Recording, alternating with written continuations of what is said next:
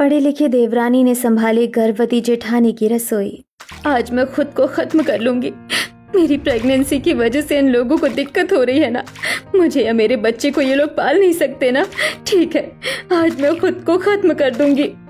इतना कहकर पारुल अपने ऊपर मिट्टी के तेल का पूरा डिब्बा पलट लेती है और माचिस उठाकर खुद को जला पड़ती है। दूसरी तरफ रसोई के बाहर जब आग की लपटें निकलती हैं तो घर के सदस्य, ये क्या हो गया भाभी को? भाभी ऐसा क्यों कर रही है? भाभी भाभी। नैना, तुमने भाभी से बात की थी, वो ये सब क्यों कर रही है? मुझे कुछ नहीं पता, कुछ करो, कोई मदद करो। जेठानी जी अकेले नहीं है, उनके पेट में उनका बच्चा भी है। नहीं, मैं मेरी पत्नी को कुछ नहीं होने दूंगा। ये दरवाजा तोड़ो। घर की बड़ी बहू पारुल जो अपने आप को खत्म करने लगी है, वहीं घर के बाहर ससुराल वाले इतने परेशान क्यों हो रहे हैं? अगर ससुराल वाले उसकी सच में इतनी चिंता करते हैं तो फिर पारुल ने यह कदम उठाया क्यों? ये सब क्या चल रहा है यहाँ? चलिए इस उलझे हुए मांझे को सुलझाने के लिए कहानी में थोड़ा पीछे चलते हैं। तबीयत बिल्कुल ठीक नहीं लग रही है। सारी रात सर दर्द से नींद भी नहीं आई। अरे सर पर पट्टी। भाभी, आपकी तबीयत ठीक नहीं थी तो आप आराम कर लेती। अरे नहीं, मैं ठीक हूँ। तुम जाओ, माँ जी ने देखा तुम्हें यहाँ तो दिक्कत हो जाएगी। दूसरी तरफ डाइनिंग टेबल पर बैठे घर के सदस्य, अरे अब तक नाश्ता नहीं बनाया क्या तेरी बहू ने गंगा? इतने में पारुल खाना लेके बाहर आती है। आ गई तू? इतना टाइम लगता है? और ये सर पर पट्टी क्यों बांधी है? थोड़ी तबीयत ठीक नहीं है माँ जी। सब ढोंगे है ताकि काम से बचा जा सके, जो होगा नहीं। अब सबके सामने खाने के बाद पारुल रसोई में जूठे बर्तन को सिंक में रखती है। अभी थोड़ी तबीयत ठीक नहीं है, आज बर्तन ऐसे ही छोड़ देती हूँ। पहले थोड़ा दवाई लेके आराम कर लेती हूँ, उठकर रसोई साफ कर लूंगी। अब पारुल अपने कमरे में आकर दवाइयाँ खाती है और लेट जाती है। 1 से 2 घंटे के बाद रसोई में गंगा आती है। बहू ने रसोई साफ नहीं की? अगर माँ जी ने देख लिया तो वो मुझे नहीं छोड़ेंगी। और ये काम छोड़ के आराम कैसे कर सकती है? इसका आराम तो अब मैं हराम करूंगी। अब गंगा अपनी बहू के कमरे में आती है और तेज तेज दरवाजा पीटने लगती है। पारुल हड़बड़ाकर उठती है और फिर दरवाजा खोलती है। पारुल के चेहरे पर थकान और उसकी शारीरिक गति से वो काफी बीमार लग रही होती है। क्या हुआ माँ जी? इतनी जोर जोर से दरवाजा क्यों पीट रही है? अरे दरवाजा नहीं पीटूंगी तो और क्या करूंगी? तूने रसोई के झूठे बर्तन क्यों नहीं साफ किए? तुझे पता है ना कि हम लोगों को गंदी रसोई पसंद नहीं है। माँ जी, मैं हमेशा लगे हाथ साफ कर देती हूँ बर्तन, लेकिन आज मेरी तबीयत ठीक नहीं है। मैंने सुबह भी आपसे कहा था। खैर रुकिए, मैं अभी कर देती हूँ सब साफ। अच्छा, तेरी तबीयत खराब है? तेरी तबीयत तो मैं ठीक करती हूँ, चल मेरे साथ। अब गुस्से से बहू का हाथ मोड़ती हुई गंगा उसे रसोई में लेकर आती है और फिर सिंक में रखे जूठे बर्तन उसके मुंह पर फेंकती है। वहीं पैनी प्लेट से पारुल के सिर पर एक कट लग जाता है और जूठन से उसके सारे कपड़े गंदे हो जाते हैं। माँ जी, मैंने कहा तो कि मैं ये बर्तन धो रही हूँ, उसके बाद भी आपने मुझे झूठी तालियों से मारा। देखिए, मेरे पूरे कपड़े गंदे हो गए और सर पर भी एक गहरी चोट आ गई है। तभी रसोई में उर्मिला आती है। तुम्हारे जैसे बहू अगर घर में हो ना तो उसके साथ ऐसा ही करना चाहिए। इस मार से तुम दोबारा कभी रसोई गंदी नहीं छोड़ोगी। अब इतना कहकर उर्मिला और गंगा वहाँ से चली जाती हैं। वहीं पारुल की आंखें नम हो जाती हैं और बेचारी बीमार हालत में ही सारे जूठे बर्तन साफ करती है। इसी तरह रात को पारुल खाना बना रही होती है कि अचानक से गैस पर चढ़ी सब्जियां जल जाती हैं। हे भगवान, मेरे साथ ही इस रसोई में सारे कांड क्यों होते हैं? ये सब्जी क्यों जल गई? माँ जी के आने से पहले मुझे इसे डस्टबिन में फेंकना होगा। दूसरी तरफ डाइनिंग टेबल पर बैठे सदस्य, अरे पारुल, खाना नहीं बना क्या? 9:30 बजे से बैठा हुआ हूँ, 10 बजने वाले हैं। माँ क्या कर रही है ये? क्या बोलूं तेरी बहू को मैं? पता नहीं कब सीखेगी रसोई संभालना। इसकी उम्र में तो हम एक टांग पर पूरी रसोई का काम संभाल लेते थे। अब पारुल जैसे ही डस्टबिन में सब्जी गिराती है तभी वहाँ पर उसकी सास आ जाती है। अच्छा बहू, तो तूने सारी सब्जी जला दी रसोई में और चुपचाप सब्जी को डस्टबिन में फेंक कर उसका ठिकाना लगा रही थी। रुक, तुझे तो मैं अभी बताती हूँ। माँ जी, ये सब गलती से हुआ है। ये गैस खराब है। तेरी गलती तो मैं सुधारूंगी आज, रुक तू। अब गंगा जानबूझकर कढ़ाई में तेल डालकर तेल गर्म करती है और फिर उस गर्म तेल में अपनी बहू का हाथ डाल देती है। हाथ गर्म तेल में जाते ही पारुल की चीख निकल पड़ती है। माँ जी, अब तुझसे जिंदगी में कभी खाना नहीं चलेगा। अरे मेरा बेटा इतनी मेहनत करके पैसा कमाता है और तूने जो सब्जी जलाई उसमें क्या पैसे नहीं लगे? लगे माँ जी, पर मैंने जानबूझकर नहीं किया था। तभी वहाँ पर पिंकी आती है। बाप रे भाभी, आपको तो पूरा हाथ जल गया। चुप कर, ज्यादा भाभी भाभी मत कर। एक कढ़ाई सब्जी जला दी इसने, इसको बोल फटाफट खाना बनाएगी। अब इतना कहकर गंगा वहाँ से चली जाती है। अरे भाभी, आप साइड हटो और पहले आप अपने हाथों में मलहम लगाओ। मेरी माँ भी ना पता नहीं कब लड़कियों की फीलिंग समझ पाएंगी। हटो, मैं बनाती हूँ खाना। नहीं नहीं, मैं बना लूंगी। तुम कॉलेज से आई हो, थक गई हो, और फिर मेरी ही गलती है, खाना मैंने जलाया है। खाना आपने नहीं जलाया भाभी, गैस का बर्नर खराब हो चुका है। इस गैस का फ्लेम कभी भी तेज हो जाता है और कभी भी कम हो जाता है, इसमें आपकी गलती नहीं है। अब पिंकी खाना बनाती है। भाभी, इस खाने को सर्व आप करो ताकि सबको लगे खाना आपने बनाया है।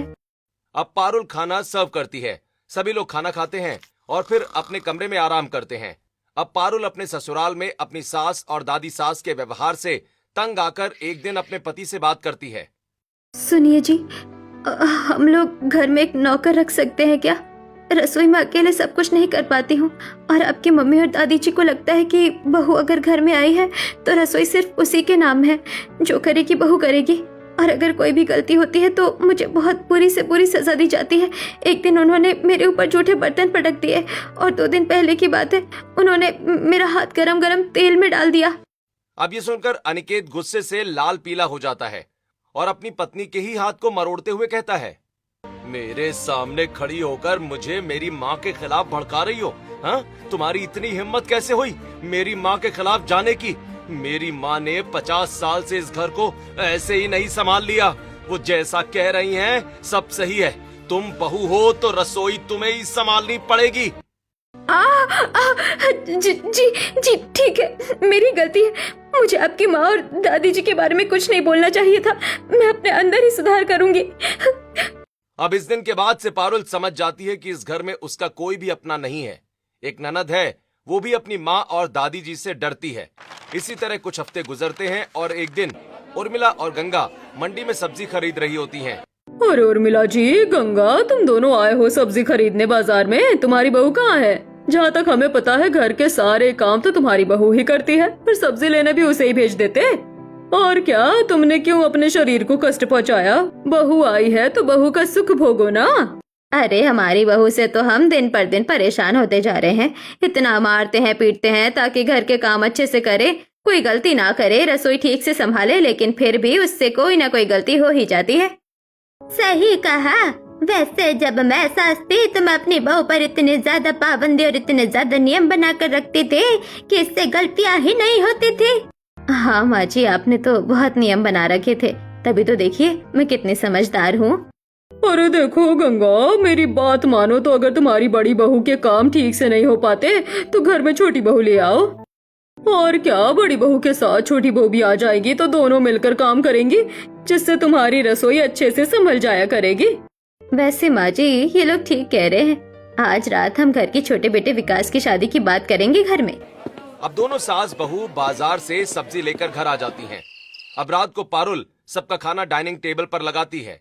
सभी लोग खाना खा रहे होते हैं कि तभी गंगा कहती है, सुनिए सुरेश जी, मैं सोच रही हूँ कि अब अपने छोटे बेटे विकास की भी शादी कर दूं। बड़ी बहू की देवरानी इस घर में आ जाएगी तो उसे काम करने में थोड़ी मदद मिल जाएगी। हाँ, अब तो विकास की शादी की उम्र हो ही गई है, समय से शादी कर लेगा तो ठीक रहेगा। अब शादी की बात सुनते ही विकास के चेहरे पर नाराजगी छा जाती है और आंखों में गुस्सा झलक रहा होता है। अब विकास खाना छोड़कर अपने कमरे की ओर चला जाता है। अरे देवर जी ने तो पूरा खाना खाया ही नहीं, पता नहीं भैया को क्या हो गया। लगता है शादी के बाद से शर्मा गया। अब अगले दिन सुबह 4 बजे ही विकास अपने घर से बाहर निकल रहा होता है। तभी उसकी छोटी बहन पिंकी, जो जिम ड्रेस में एक्सरसाइज कर रही होती है, वो देख लेती है। अरे भैया, आप कहाँ जा रहे हो इतनी सुबह सुबह? वैसे तो आप 9 बजे से पहले उठते नहीं हो। बहुत जरूरी काम है, काम निपटाकर दोपहर के 2 बजे तक घर में आ जाऊंगा। कोई पूछे तो उनको इतना ही कहना। अब विकास वहाँ से चला जाता है। धीरे धीरे सुबह के 6 बजते हैं। वहीं पारुल रोजमर्रा की तरह रसोई में आकर सुबह का नाश्ता बनाने लगती है। कमरे में अनिकेत ऑफिस के लिए तैयार हो रहा होता है। पिंकी भी अब कॉलेज के लिए रेडी हो जाती है। सुरेश अखबार पढ़ रहा होता है और उर्मिला और गंगा सोफे पर बैठी समाचार देख रही होती है टीवी पर। बहू, सुबह का नाश्ता बन गया तो डाइनिंग टेबल पर लगा दो। अब पारुल रसोई में अपनी सास की आवाज सुनकर फटाफट सारा खाना बनाकर डाइनिंग टेबल पर लेकर आती है। सभी लोग खाना खा रहे होते हैं। अरे विकास कहाँ है? वो नहीं आया अब तक नाश्ता करने। दादी, भैया सुबह 4 बजे पता नहीं कहाँ चले गए। कह रहे थे कि 2 बजे तक आ जाएंगे। चलो 2 बजे तो घर में पंडित जी भी आ रहे हैं। 2 बजे आ जाएगा तो लड़की की तस्वीर भी देख लेगा। अब देखते ही देखते दोपहर के 2 बजते हैं। घर में पंडित जी आते हैं। गंगा और उर्मिला बाकी सदस्य पंडित जी के आसपास ही खड़े होते हैं। पंडित जी, ये लड़की तो बहुत खूबसूरत लग रही है। माँ जी आप देखिए। हाँ, लड़की तो अच्छी है। मुझे भी लड़की अच्छी लग रही है। हाँ हाँ, पंडित जी तो शुरू से ही अच्छे रिश्ते दिखाते हैं। अब सुरेश इतना कहता है कि तभी दरवाजे की डोरबेल बजती है। अरे 2 बज गए, लगता है भैया आ गए। रुकिए, मैं देख कर आती हूँ। पिंकी तुम बैठो, मैं दरवाजा खोलती हूँ। अब पारुल दरवाजा खोलती है जहाँ उसका देवर शेरवानी में है और बगल में दुल्हन के जोड़े में एक लड़की खड़ी है।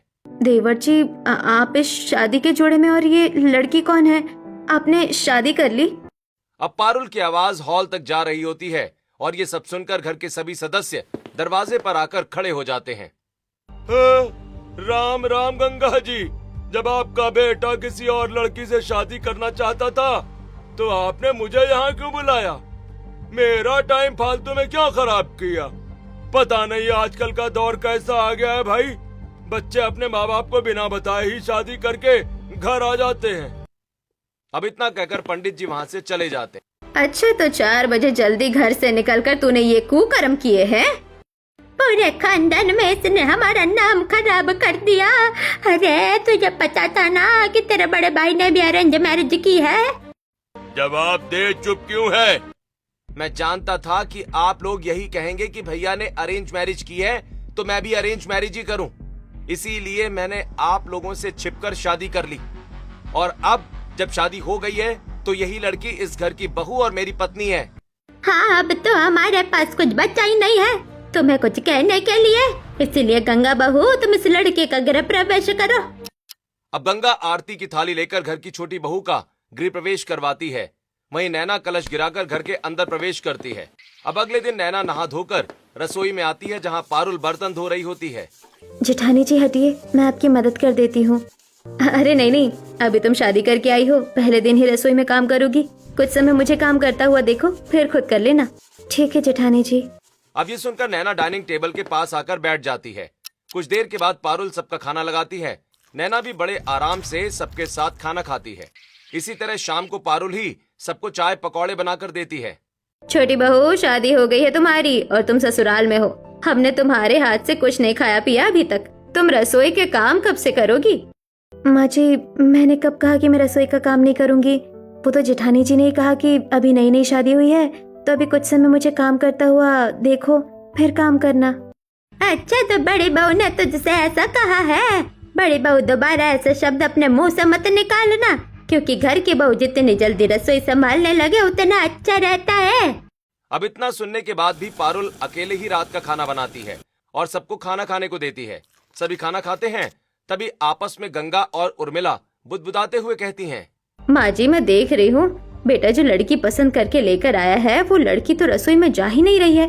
रात का खाना भी बड़ी बहू ने बनाया है।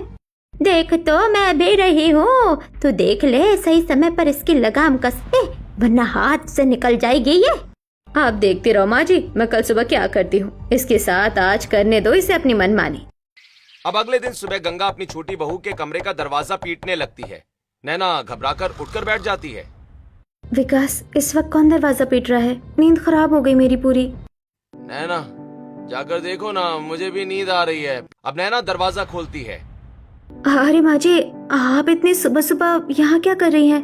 तुम्हें उठाने आई हूँ। जा जाकर रसोई में काम कर। नाश्ता नहीं बनाना क्या सुबह का?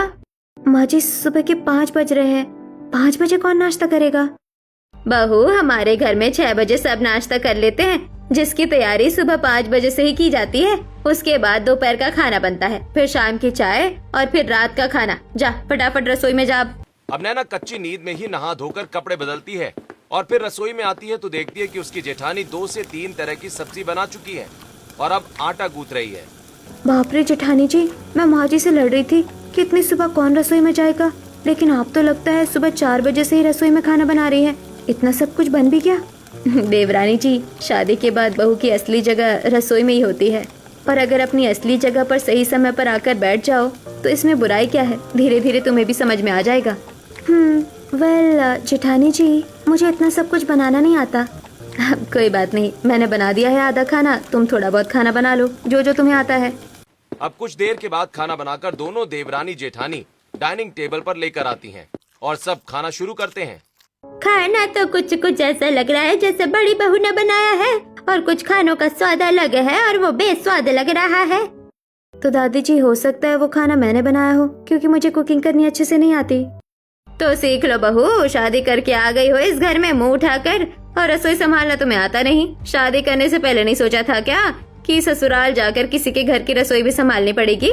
माँ जी, रसोई सिर्फ औरतों के लिए थोड़ी ना बनी है जो सिर्फ औरत ही इस बारे में सोचे। मैंने रसोई की जगह और भी बहुत अच्छी अच्छी चीज संभाली है, मैं आपको बताऊं क्या? अब जाने क्यों ये शब्द सुनकर विकास घबरा जाता है। अरे नहीं, चुप रहो तुम, और थोड़ा बहुत कल से रसोई में हाथ बटा देना भाभी का। अब इसी तरह कुछ हफ्ते गुजरते हैं और एक दिन पारुल नैना के साथ रसोई में काम कर रही होती है कि उसे अचानक तेज उल्टियां आती हैं और वो बेहोश हो जाती है। बाप रे जेठानी जी, ये क्या हो गया आपको? आपकी तबीयत तो बहुत ज्यादा खराब हो गई। मैंने कहा था ना इतना काम मत करो, लेकिन नहीं, इनको तो सारे काम अकेले ही करने हैं। अब घर के सभी सदस्य रसोई में आते हैं और पारुल को बेडरूम में लेकर जाते हैं और फिर डॉक्टर को बुलाया जाता है। लगता है ये जरूरत से ज्यादा ही काम करती हैं। इन्हें बोलिए थोड़ा आराम करें। वैसे एक खुशखबरी भी है, आपकी बहू गर्भवती है। अब ये सुनकर घर के सभी सदस्य खुश हो जाते हैं। अनिकेत खुशी से मिठाई खरीद कर ले आता है और फिर घर के सभी लोग मुंह मीठा करते हैं। वहीं बड़े प्यार से गंगा अपनी बहू को मिठाई खिलाती है। बहू, जल्दी जल्दी से इस घर में एक बेटा दे दो ताकि घर का वंश आगे बढ़े। माँ, भाभी को थोड़ी पता है कि घर में बेटा आएगा या बेटी। चुप कर, आएगा तो बेटा ही, बेटी बेटी क्या करेगी आकर। अब नैना ये सुनकर थोड़ा ठिठक जाती है। वहीं पारुल थोड़ा सा सहम जाती है। हाँ सही कहा, बेटा चाहिए हमें तो। वो सब तो ठीक है बड़ी बहू, अब जाओ खाना बना लो, बहुत आराम हो गया। अरे माँ जी, मैं संभाल लेती हूँ रसोई, जेठानी जी गर्भवती है, उनसे काम नहीं हो पाएगा।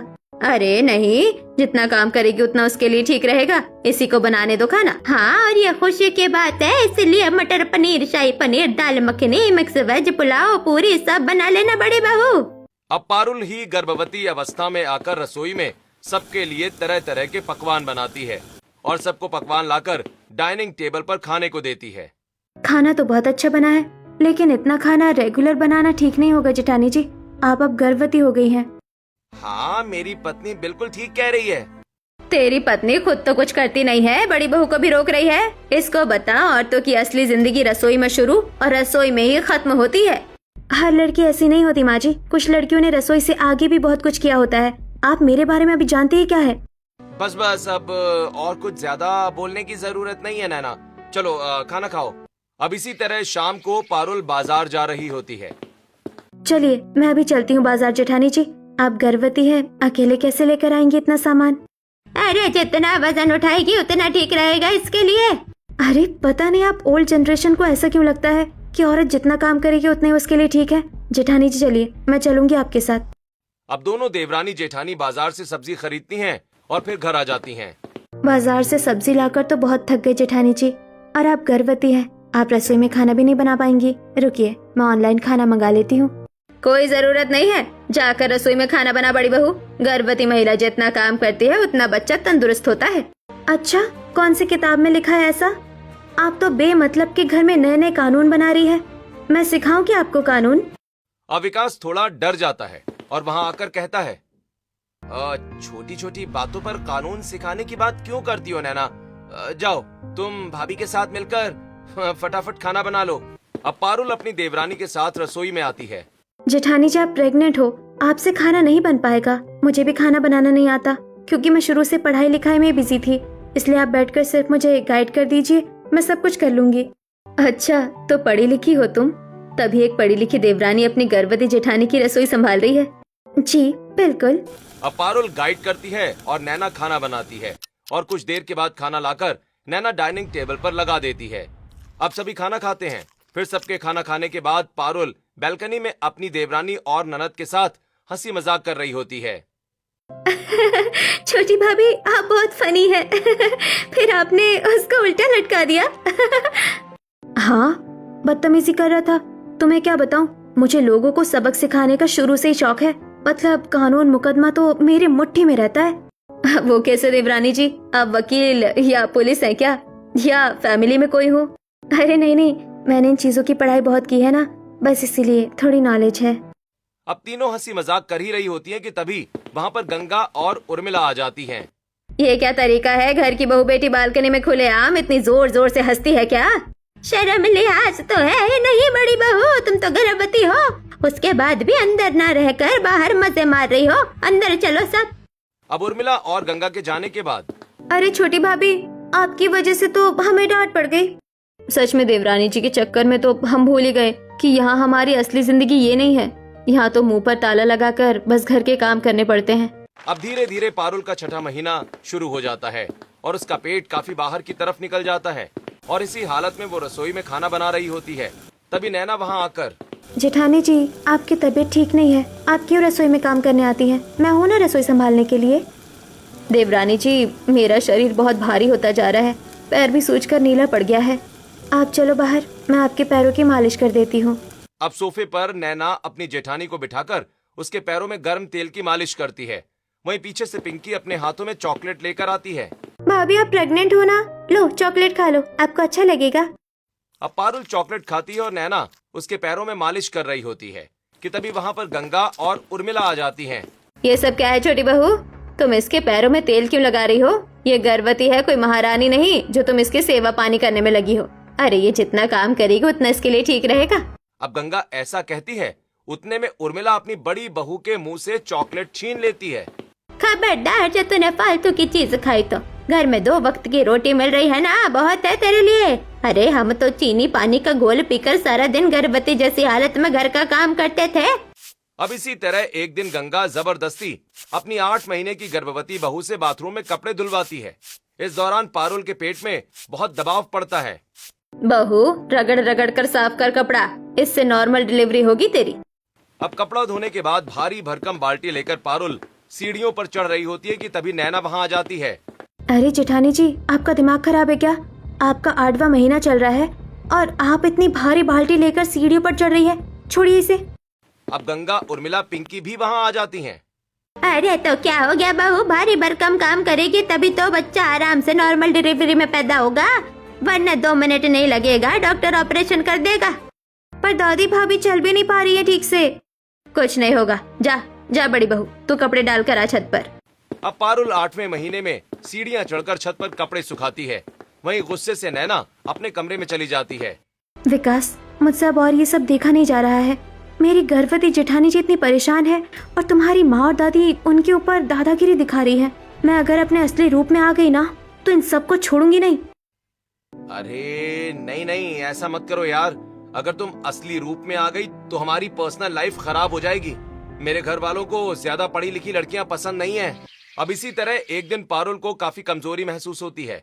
पारुल अपने पति से, सुनिए, शाम को मेरे लिए कुछ फल लेते आइएगा। ठीक है, समय मिला तो ले आऊंगा। अब शाम को अनिकेत घर आते वक्त अपनी पत्नी के लिए अनार और अंगूर लेकर आता है। ये देख गंगा, अच्छा तो अब तेरी पत्नी ये महंगे महंगे फल फ्रूट भी खाएगी? तभी नैना और उसका पति, अरे तो क्या हो गया मम्मी, भाभी की सेहत तो वैसे भी कमजोर हो रही है ना, क्योंकि आप दिन भर उनसे काम जो करवाती हैं। हाँ सही कहा, और प्रेगनेंसी में तो इंसान को फल फ्रूट खाना ही चाहिए। जरूरी नहीं है कि फल फ्रूट खाना ही चाहिए। अगर सारे पैसे इसी में बर्बाद कर देगा तो बच्चे पालने के लिए पैसे कहाँ से आएंगे? अब गुस्से में पारुल, रहने दीजिए, मुझे नहीं खाना फल। अब देखते ही देखते पारुल का 9वां महीना आ जाता है और वो ठीक से चल फिर भी नहीं पाती। नैना उसका हाथ पकड़कर उसे सोफे पर बिठाती है। रुको, मैं आपके लिए कुछ खाने का लेकर आती हूँ। छोटी बहू, इसे हर 5 मिनट में कुछ न कुछ मत खिलाया कर, वरना इसका वजन बढ़ जाएगा। पर माँ जी मुझे बहुत तेज भूख लग रही है। कुछ नहीं मिलेगा खाने को, और अभी घर में 2 लोग आ रहे हैं। जा तू पहले उनके लिए खाना बना, छोटी बहू तू यही रहेगी। अब पारुल धीरे धीरे चलकर रसोई में आती है और मेहमानों के लिए खाना बनाने लगती है। दूसरी तरफ कौशल्या और शकुंतला घर में आकर बैठते हैं और फिर कुछ देर के बाद पारुल भी पकवान लाकर उनके सामने रखती है। बाप रे गंगा, तेरी बहू का तो 9वां महीना चल रहा है, ऐसी हालत में तू इसको काम करने को कहती है? कुछ हो गया तो? वही तो मैं इनको समझाती हूँ, लेकिन इन्हें समझ कहाँ आता है। कुछ नहीं होगा, चुप करो तुम लोग। अरे तुम लोग क्या चाहती हो कि मैं इसे पैर पर पैर पसार कर बैठे रहने दूं? अरे जब तक एक टांग पर काम कर रही है तब तक ठीक है ये। देख ले भाई, तेरी मर्जी, वैसे हमें तो इसकी स्थिति ठीक नहीं लग रही। अब इसी तरह एक दिन पारुल को आधी रात को बहुत तेज भूख लगती है और वो रसोई में आती है। बहुत तेज भूख लग रही है और मुझे बेचैनी भी हो रही है। अब पारुल प्लेट में खाना निकालती ही है कि तभी रसोई में गंगा आती है। अरे कितना खाएगी बड़ी बहू, तेरे पेट में बच्चा पल रहा है या डांगर? सारा राशन खत्म कर रही है। अब अपनी गर्भवती बहू के मुंह के आगे से गंगा खाना छीनकर वहाँ से चली जाती है। ये देख पारुल टूट सी जाती है। बस बहुत हो गया, मैं ऐसे ससुराल वालों को घर का वारिस दे रही हूँ जिन्हें मेरी चिंता ही नहीं है। इसलिए आज मैं खुद को और इस बच्चे को खत्म ही कर दूंगी। अब गुस्से में पारुल रसोई में रखे मिट्टी के तेल को अपने ऊपर छिड़कने लगती है, जिसकी बदबू पूरे घर में फैलती है और घर के सभी सदस्य रसोई में आ जाते हैं। अरे अरे पारुल, ये क्या कर रही हो तुम? जेठानी जी रुक जाओ। नहीं, बस अब बहुत हो गया, मुझसे अब और बर्दाश्त नहीं होगा। ये सब मुझे नहीं लगता कि ये लोग मेरे बच्चे को ठीक से इस घर में पाल पाएंगे। अब इतना कहकर पारुल किचन के अंदर माचिस की तीली जला देती है। नहीं जेठानी जी, ये ठीक नहीं कर रही है। अब मैं इन लोगों को छोड़ूंगी नहीं। अब नैना फौरन सिंक का नल ऑन करती है और घर के सभी लोग जग में पानी भरकर पारुल के ऊपर फेंकते हैं। अब आग तो बुझ जाती है, लेकिन पारुल बेहोश हो जाती है। विकास और जेठ जी, आप फौरन जेठानी जी को अस्पताल लेकर जाइए, मैं पीछे से आती हूँ। ठीक है, मैं भी चलती हूँ। हाँ, सब फटाफट चलो।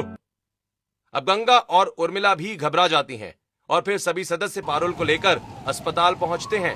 डॉक्टर पारुल का चेकअप करते हैं और पारुल एक सुंदर बेटे को जन्म देती है। ये आपकी बहू को बेटा हुआ है, वहीं उनकी बॉडी काफी इंजर्ड है, जिस वजह से हमें पुलिस कंप्लेंट करनी पड़ेगी। अब डॉक्टर इतना कहता है कि तभी वहाँ पर पुलिस की वर्दी में नैना आती है। डॉक्टर, FIR की चिंता आप मत कीजिए। अब मैं इन्हें गर्भवती जेठानी और सुसाइड करने पर मजबूर करने के लिए धारा 498 और 313 के तहत अंदर करूंगी। अब नैना को पुलिस की वर्दी में देखकर घर वाले, बहू तू पुलिस इंस्पेक्टर है? भाभी आप इंस्पेक्टर हैं? जी हाँ, मेरी पत्नी इंस्पेक्टर है और मैंने ही इसको कहा था कि अपनी आइडेंटिटी घर वालों से छिपा कर रखे, क्योंकि आप लोगों को ज्यादा पढ़ी लिखी लड़कियां पसंद नहीं थी। नैना ने सब कुछ वैसे ही किया, लेकिन अब मैं नैना को कहूंगा कि नैना तुम सबको अंदर करो। इन्होंने मेरी बड़ी भाभी के साथ बहुत गलत किया है। वहीं बेड पर लेटी पारुल, देवरानी जी आप इंस्पेक्टर हैं?